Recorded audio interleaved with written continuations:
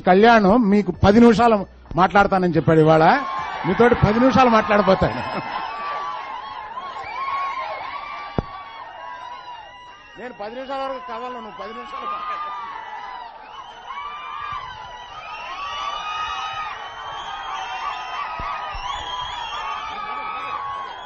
బంగారం బంగారం బంగారం బంగారం. Thank you. అభిమానులందరికీ నా హృదయపూర్వక నమస్కారాలు.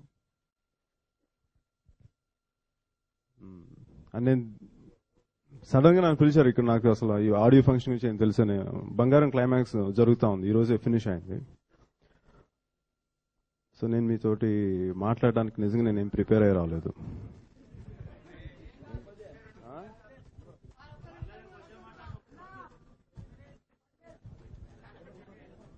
వినపడుతుందా? Hello hello. అభిమానులందరికీ నా హృదయపూర్వక నమస్కారాలు. నన్ను ఎక్కడి నుంచి అయినా సరే అసలు ఆయన ఫంక్షన్ పెట్టుకుని నన్ను పిలవగలిగే ఒకే ఒక వ్యక్తి అరవింద్ గారు.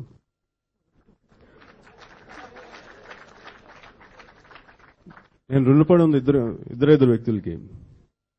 నా తల్లిదండ్రులు కాకుండా అన్నయ్య చిరంజీవి గారు, రెండోది అరవింద్ గారు.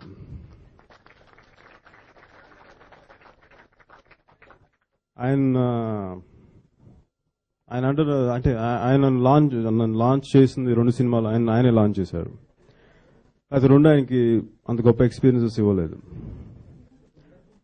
మరి నా లోపల నుంచి ఎప్పుడు ఎలా ఉంటుందంటే ఒక సూపర్ డూపర్ హిట్ ఆయనతో కాంబినేషన్ ఇవ్వాలని ఉంటుంది.